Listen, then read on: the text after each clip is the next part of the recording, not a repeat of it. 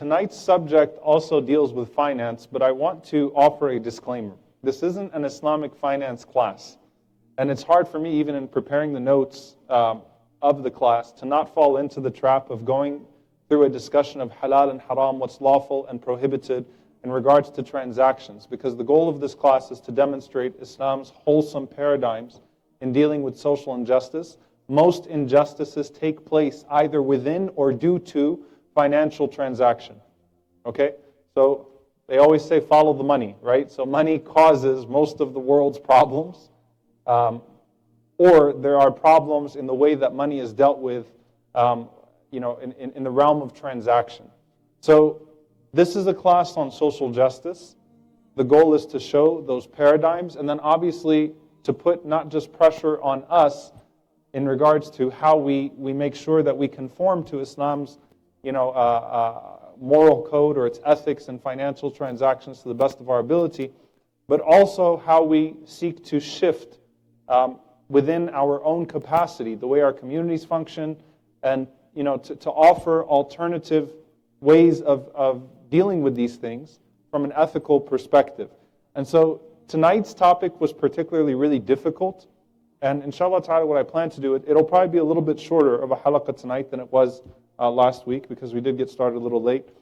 But hopefully once this is all done, just so you all know the intention, after these 40 hadith and these classes are done, we're taking notes, obviously, that you can find on the website every week.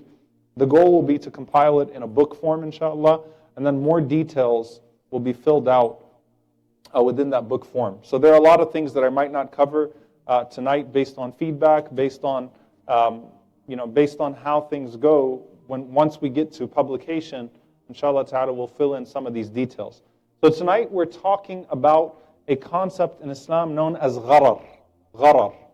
Gharar is uncertainty, and most often it comes into the discussion of insurance. So we talked about interest-bearing transactions, or we talked about why Islam took such a strong stance against insurance, against interest and usury, riba, and how riba has become a tool of the elite to exploit the vulnerable, and essentially how the whole concept of lending in Islam falls under charity, not under business. There is no concept of make money off of lending in Islam, because that would require for those that have money to exploit people in their vulnerable moments and to bury them in debt and then to make money off of that money and nothing else.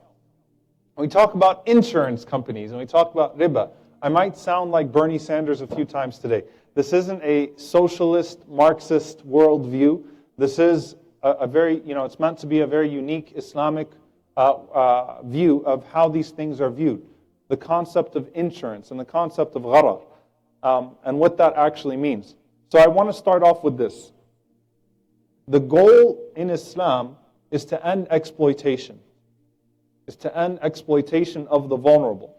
And so you're not going to find an exact counterpart in Islam to riba-based loans, to usury or interest-bearing lending, or to commercial insurance, because Islam discourages wealth maximization that arises from the exploitation of vulnerability, taking advantage of people in their vulnerable moments or in their fear, or when they don't have something and they need to resort to things that are not pleasant in order to get themselves out of an unfavorable situation.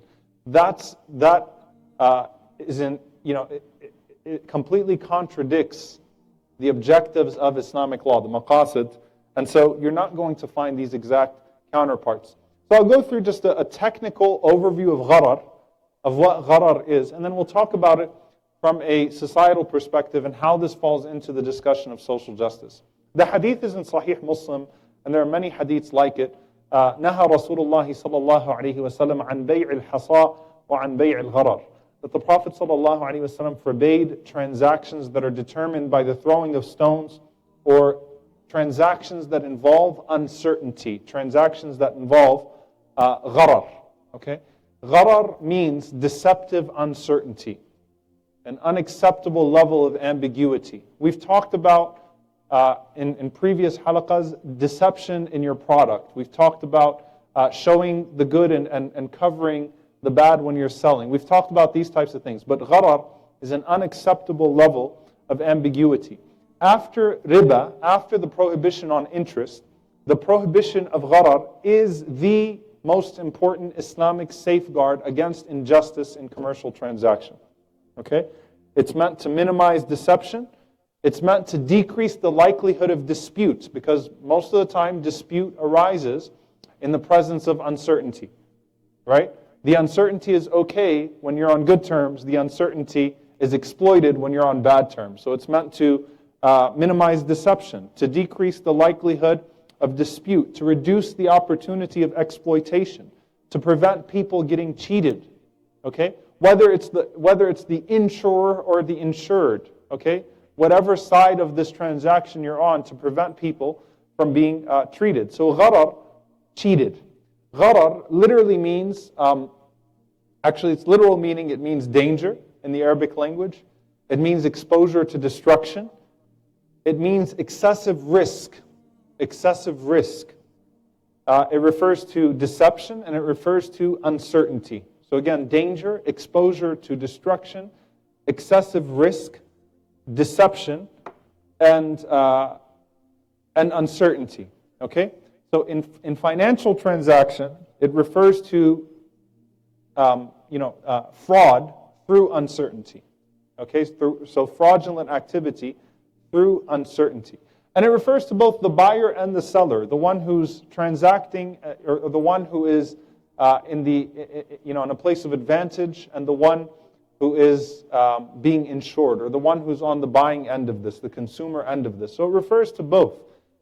You can both participate in gharar. You might go into something not knowing exactly what's going to happen. So you might willfully enter into an arena of excessive risk, and that's prohibited in the Sharia when it comes to a financial transaction. It resembles what? What does it resemble? Gambling. Okay? When you don't know what you're getting into, and you have uncertainty or ignorance over the object of the sale. So it's meant to protect both sides of the transaction. So Shaykh al-Islam ibn Taymiyyah rahimahullah, he defined gharar. He said when someone doesn't know what's in store for him at the end of the trade. So that's the first thing. When someone doesn't know what's in store for him at the end of the trade. And I'll define this a little bit more particular. I'm trying very hard not to take off the Islamic finance hat and stick to social justice. But I'm just going to give you these technical definitions so that you can have these concepts, inshallah ta'ala, understood when we start talking about it from the societal perspective. So again, what did I just say the definition is? You don't have to give me verbatim, but you don't know what's at the end of the trade. You don't know what's at the end of the trade. And he said he further went on to say it's a combination of risk-taking and the devouring of the property of one party by the other. So it's risk-taking and the devouring of the property of one party by the other. Now some of you might say, well, wait a minute, there's risk in every business transaction. There's meant to be risk, right? There's supposed to be some level of risk. And we talked about this, how Allah subhanahu wa ta'ala responded to those, أَحَلَّ اللَّهُ الْبَيْعِ وَحَرَّمَ الرِّبَى. Those who said that bay' is just like riba, that trade is just like interest, it's just like usury. It's the same thing. As an excuse for what? For them to engage in usury. It's essentially the same thing. And Allah subhanahu wa ta'ala made one permissible, and He excessively prohibited the other, being interest. So yes, there is meant to be risk in a business transaction. In fact, Islam stipulates there be a liability of loss as a condition for the validity of profit. There has to be a liability of loss as a condition for the validity of profits. Okay? Otherwise, it's riba. That's the whole point of, when you invest in something or you buy something and sell it at a higher price, as opposed to, I'll give you this money to go buy it and you pay me the higher price. I am not incurring any liability in the process. I'm putting all the liability on that person. That's riba. Okay? So Islam actually stipulates liability on the part of both parties in order for it to be a valid transaction in the first place. But that's investment. That's not lending, because there is no Islamic concept of lending for business. We already covered that last week. Okay? So then what about musharaka? Like when people go into a partnership, there are different types of Islamic finance models, right? So still the ratios have to be well defined so that the risk is equally shared. So the point is that there is going to be risk, but the risk has to involve some level of investment on both parties, and there has to be as much definition as possible. So there's some uncertainty that exists in every business transaction. What is gharar in regards to a business transaction? Okay, there could be uncertainty in the value of the subject matter. Uncertainty in the value of the subject matter. Okay, the big discussion, and don't ask me about what is everyone asking about now when it comes to finance. There you go. So the scholars that would prohibit that would prohibit it on the basis of gharar here, that there's uncertainty in the value of the subject matter. I'm not giving a fatwa that it's prohibited, because to be honest with you, I don't have a fatwa on it. Like I'm looking at big scholars that are still analyzing it and haven't given a fatwa on it because it's been such a rapid development. So I'm not going to tell you whether it's halal or haram, but that, you know, this is where the discussion comes in. Is there actual value in the subject matter? Think about pyramid schemes, right? Is there actual value in the subject matter? Is there uncertainty in the very value of the subject matter? Uncertainty, there could be gharar on the time or the amount of payment on deferred sales. So I'll pay you later. Or uncertainty on the quality and quantity. So the Prophet ﷺ, for example, he prohibited that you buy fruits before they become ripe. Okay, because you don't know what's going to come out of it. Or you say to a person, Rasulullah ﷺ prohibited someone from buying whatever's in the fish net. So whatever comes out when you cast your net, I'm going to buy that for this price. You have to wait to see what comes out. He also prohibited a person selling birds in the sky or something. You know, where there are actual ahadith to prohibit these things because the Arabs had very unique schemes, just like every society has unique schemes. I think we're the most creative society in the history of the world in wronging people in the financial realm, to be honest with you. I don't think anyone's ever been as creative as we are, but that's another story. But the point is there are various schemes, right, that all lead to the distribution of wealth in a way that's not going to be equitable. There could be uncertainty on its existence. The Prophet ﷺ prohibited people from buying an unborn animal. Right? So I'm going to buy the animal that comes out from this animal. Because there's uncertainty if the pregnancy will go through, if that animal will actually be born. But can I buy a pregnant animal? Yes. Is there more value if the animal eventually gives birth? Like maybe I'm going and I'm purchasing an animal. Those of you that purchase animals, I don't know if VRIC sells animals or not. But we don't. Okay. But if you're purchasing sheep or livestock, and the value could be increased if there's a pregnancy, right? So maybe that means more for me, but the sale itself can't be predicated on that.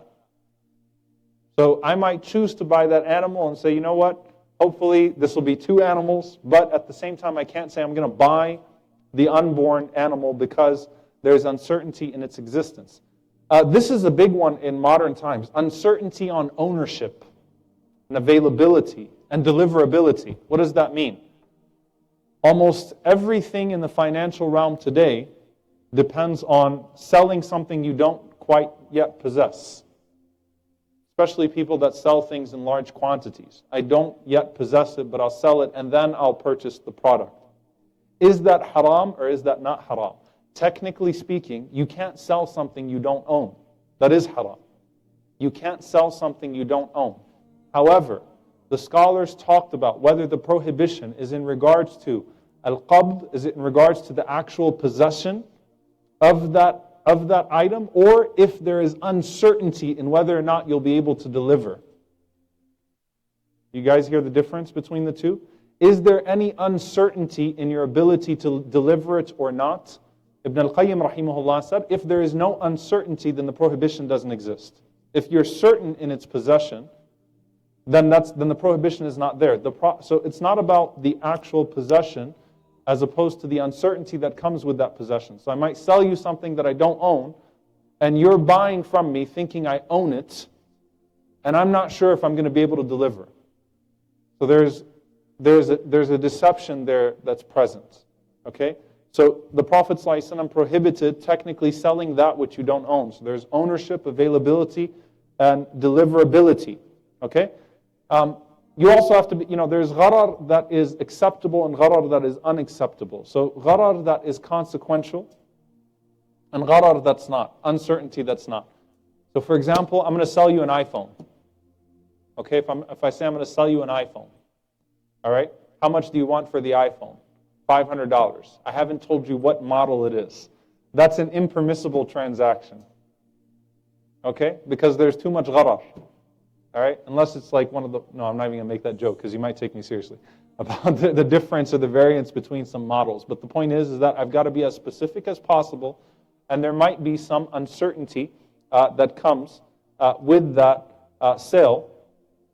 But at the same time, I have to be as specific as possible. There is going to be some gharar. You know how when you go and you buy the phone from the store, you get a batch. The store gets a batch. You might get lucky. You might get one of the good phones or the bad phones. That might affect its signal. How many times the box or that particular crate was tossed around. All of that is gharar. There's some uncertainty in it. But that's an acceptable level of uncertainty. Okay? All right. So what's the difference between the two? Or what is the gharar? I'm just going to give you 3 rules, inshallah ta'ala, then we'll move on to the social justice part. So the first one is the gharar has to be significant. The uncertainty has to be significant for it to be prohibited. So Ibn al-Qayyim rahimahullah said if the gharar is slight or it cannot be avoided, then it doesn't hinder the validity of the contract. Okay? If it's slight and it cannot be avoided, then it doesn't hinder the validity of the contract. So just some of the examples that I just gave you right now. Okay, so when I sell a house, you see that the house has the walls and it has all of this. There's some uncertainty as to what's going on behind the walls. I don't know if there are rats in the house. Maybe I have a suspicion. I don't know if there's foundation issues. I'm looking at certain things. But the point is that there is going to be some level of uncertainty that comes as a result of that, and that's not consequential. Okay, it's not significant.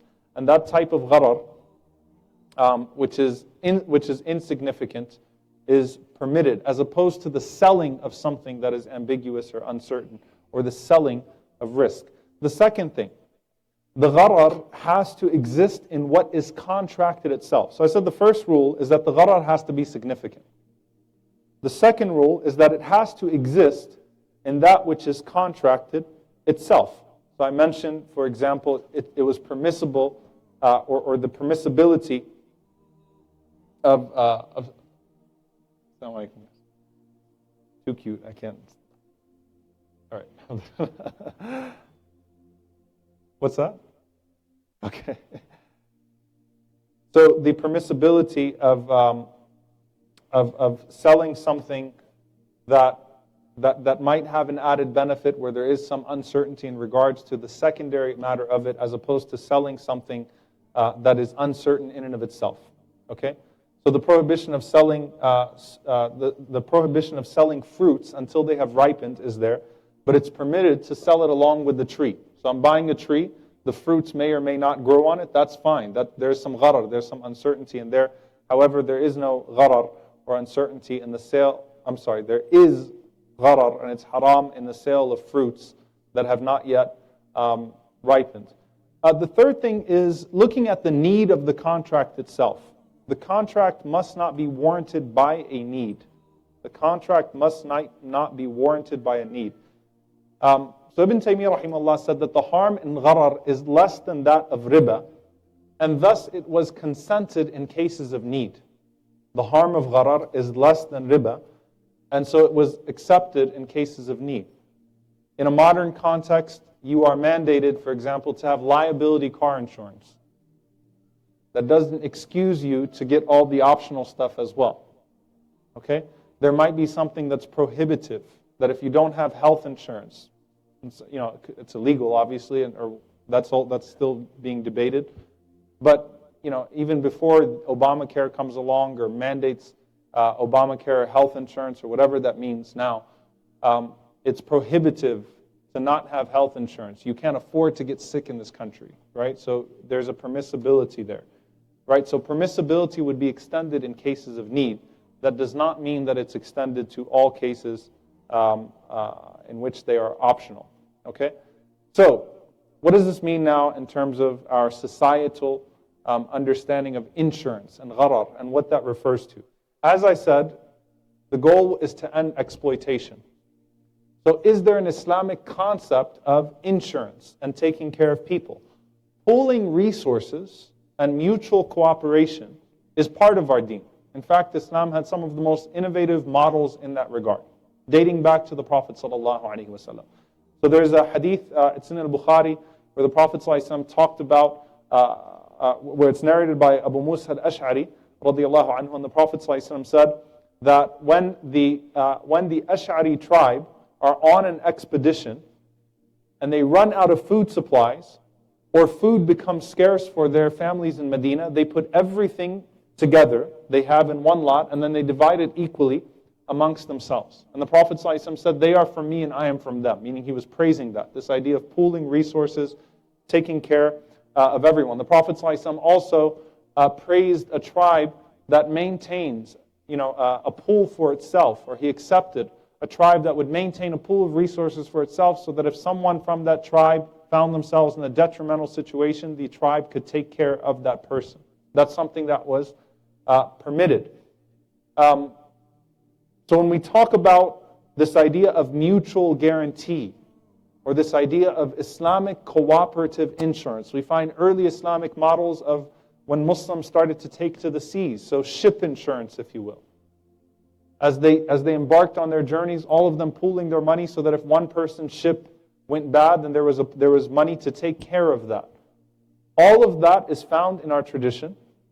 And when it comes to natural disaster, or the case of unforeseen circumstances, that's where you had Baytul Mal, that's where you had the treasury. So traditionally speaking, when you study the Islamic model, that's where the government came in. There was already Social Security, right? It was built in, that it was the responsibility of the government to take care of its citizens when there was a natural disaster or some unforeseen circumstance that had nothing to do with any irresponsibility of their own or anything that they did or any faulty transaction. It was something completely unforeseen. That was the responsibility of state. Okay, and that's something that we find in our tradition. So as you can see, the idea is that the Islamic model is based on unity, it's based on participation, it's based on guaranteeing that people don't find themselves in detrimental situations or circumstances. There is no profit to be made off of this. There is no profit to be made off of this. Okay? So, the first golden rule here is that insurance is permissible if the insurer provides profit shares instead of fixed amounts. So there's a mutual participation in this insurance, and I'll get to that inshallah ta'ala in a moment. So what happens here when we talk about social injustice? Why are we talking about insurance companies? And this is where the Bernie Sanders part comes out. All right? If you think about the way that big insurance companies function today and the way that people are drowned constantly paying their premiums, the first thing is that less than 3% of that which goes to insurance companies collectively comes back to those who are paying. So you've got companies that are profiting off of people's vulnerability and making killer profits at that. And there are lobby groups and all types of things to ensure that those models stay in place. There is a competitive nature. There is a way to raise premiums and to put people in a situation where they have to opt to pay higher premiums. And again, how much of that money is actually coming back? So there's riba, which is the excess money to the policy, to the companies. And there is gharar, there's uncertainty because you don't know what's actually going to happen here. And more than likely, 97% of the money is not going to come back to the holders, the policy holders. So it's circulation amongst big companies. So again, it's the rich getting richer off of the vulnerabilities of the layperson, which is, really this is fraudulent if you think about this. Islam indeed tries to protect against things of that sort. Also, for one person to experience a financial benefit, another person has to experience a financial loss. So people put in this money, and one person, you're banking on the idea that nothing's going to happen to this person, and something will happen to this person. They're going to take that money. So there's a problem there as well. There's the selling of ambiguity, which is prohibited in the Shara as a whole, and has major problems to it. So Islam if you look at maysir, which is gambling, it's wealth obtained by chance, right? A person is trying to obtain wealth by chance. With gharar, it's pure risk, it's pure uncertainty, it's pure hazard, right? Riba is usury. But if you think about insurance and how it functions today, in a way it's worse than gambling. It really is, the way that it functions. I'm talking about the system. We put the onus back on the way that the system functions, okay? In gambling, you theoretically have a chance to win more than what you put in, right? With insurance, at best, you only receive a replacement of what you lose, at best. So subhanAllah, I mean, the gharar here is even worse. It actually puts a person in a worse situation sometimes as gambling. Then, if you think about the way that the uncertainty here is used or creates an atmosphere of cheating and deception, okay? Insurance companies scrutinize claims extremely closely. Why? Because at the end of the day, they're going to try to escape their responsibility to pay you back anything. Look at what happens when Hurricane Katrina happened. All right, this is the New Orleans part. Oh well, there's no flood insurance, and well that doesn't count, and this doesn't count. So insurance companies will try to escape their responsibility after taking your money, and they have to scrutinize the claims very strictly. Okay, so here's what happens in that scrutiny. They might end up denying benefits to people that actually deserve them, the claims that actually have merit.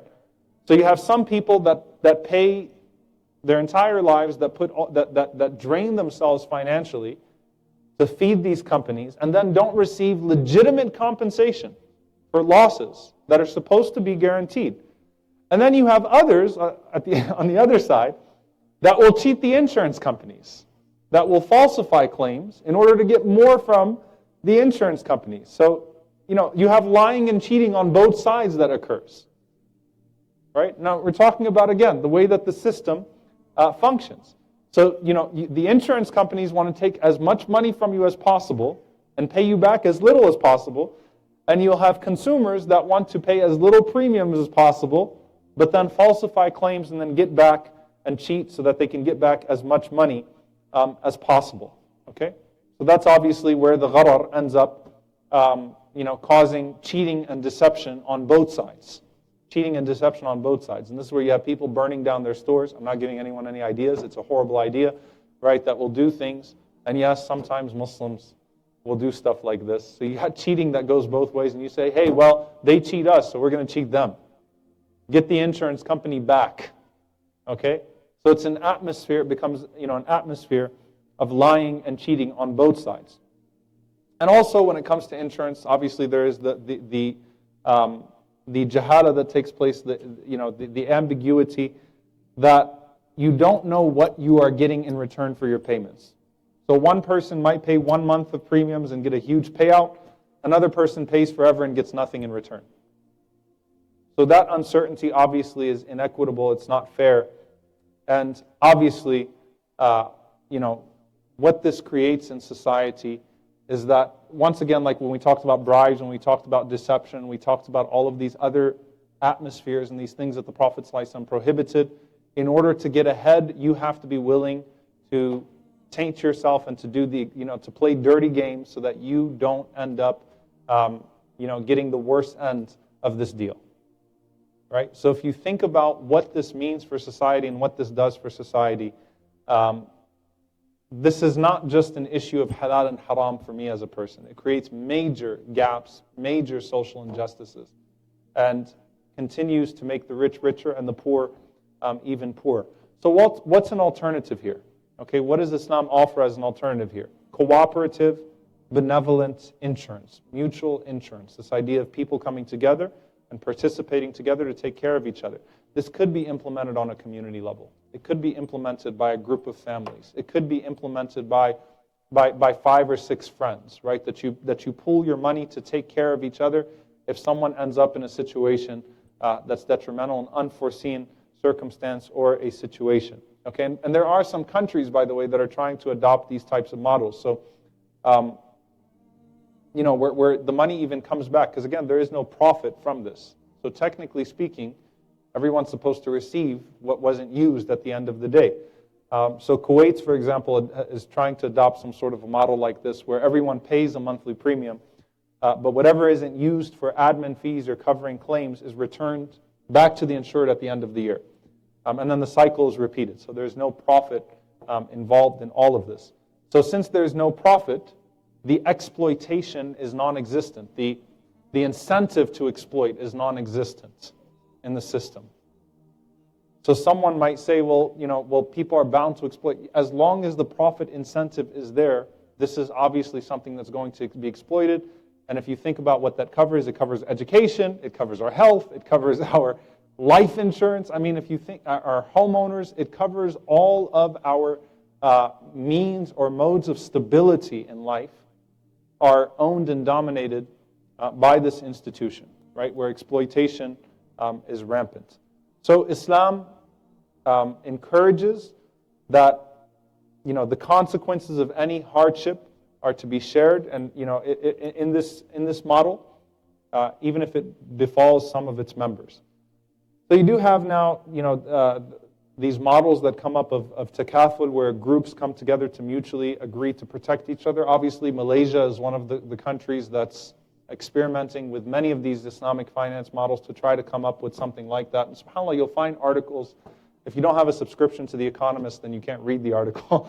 But there are a lot of articles about how Western countries are adopting some of these models or starting to warm up to some of these models in order to mitigate some of the harm that's come up from the big bubbles, the massive bubbles that have been formed by riba and gharar.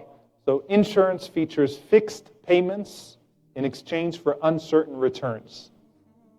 So Islam eliminates the uncertainty part. Fixed payments are not the problem.